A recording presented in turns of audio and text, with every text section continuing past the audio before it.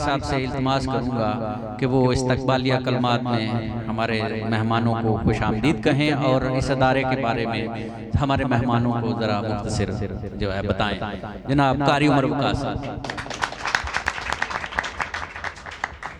السلام علیکم ورحمۃ اللہ وبرکاتہ۔ میں آج کے عالمی اور ماہانہ مشاعرہ پروگرام میں آنے والے تمام معزز، مکرم اور محترم شخصیات کو دل کی اتھاہ گہرائیوں سے خوش آمدید کہتا ہوں، اور ان کے ساتھ ساتھ جن کو ابھی تک نام لے کے یا کسی بھی حوالے سے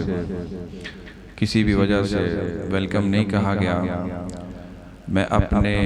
ان اسٹوڈنٹس کو بھی آج کی اس رونق بخشنے والی محفل کو بھی دل کی اتھاہ گہرائیوں سے خوش آمدید کہتا ہوں۔ اور اس کے ساتھ شاعروں کی مجلس میں بیٹھے ہیں تو ایک شعر سے ہی اس کی جو کہلیں ابتدا کر لیتے ہیں کہ عمل سے زندگی بنتی ہے، جنت بھی اور جہنم بھی، یہ خاکی اپنی فطرت میں نہ نوری ہے نہ ناری ہے، انسان کی پہچان اس کا عمل ہوتا ہے، انسان کا کام اس کی پہچان ہوتی ہے، انسان کا اخلاق اس کی شخصیت کا بہت بڑا ایک آئینہ ہوتا ہے۔ تو آج جس قافلے کو، جس ویژن کو اور جس مشن کو لے کر اللہ کی توفیق سے آغاز کیا تھا، وہ آج ایک درخت کی شکل اختیار کر کے بہت سے لوگوں کو ٹھنڈا، میٹھا، پرسکون سایہ اللہ کی توفیق سے دے رہا ہے، اور دن بدن اس کا سایہ بڑھتا جا رہا ہے، شاخیں نکلتی جا رہی ہیں، اور قافلے کے جو ارکان ہیں وہ بڑھتے جا رہے ہیں، اور اس میں میرا یا کسی اور کا 1% بھی کوئی کمال نہیں ہے، یہ خاص اور پھر خاص اور پھر خاص میرے اللہ کا کرم اور فضل اور احسان ہے کہ اس کرم کے قابل تو نہیں تھا، جو عزت، جو احترام، جو نام اور وقار اللہ نے بنا دیا ہے، تو میں جتنا بھی اس کا شکر ادا کروں اتنا ہی کم ہے۔ تو مختصر الفاظ میں مہمانوں کو یہی الفاظ میں تعارف کرواتا چلوں کہ یہ فاطمہ ویلفیئر فاؤنڈیشن اور اس کا ایک project Fatima life care hospital, جس میں آج آپ تشریف لائے ہیں، یہ کوئی ڈکا چھپا پروگرام نہیں ہے، عام اداروں کی طرح پروگرام نہیں ہے، یہ صرف نعروں، وعدوں اور دعووں تک محدود پروگرام نہیں ہے، بلکہ یہ ایک پریکٹیکلی اور اللہ کی توفیق سے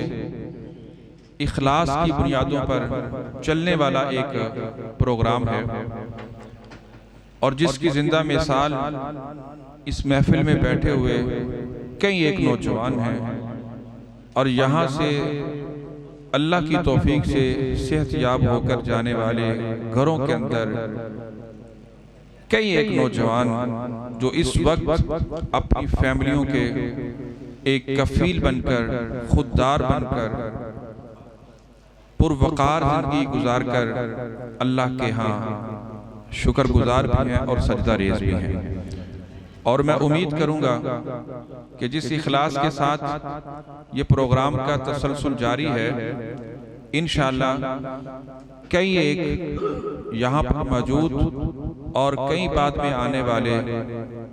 انشاءاللہ وہ چاہے یہاں پر رہنے والے ہوں یا یہاں سے وقتی طور پر او پی ڈی میں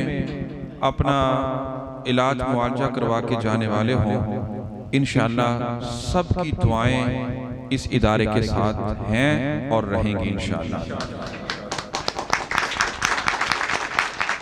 اور وقت کی مناسبت سے بس یہی کہوں گا کہ یہاں پر اب نارمل مینٹل لوگ جو ہیں ان کے بھی ٹریٹمنٹ کا، یہاں پر جو بے راہ روی کا شکار افراد ہیں ان کو صراط مستقیم پر گامزن کرنے کے لیے،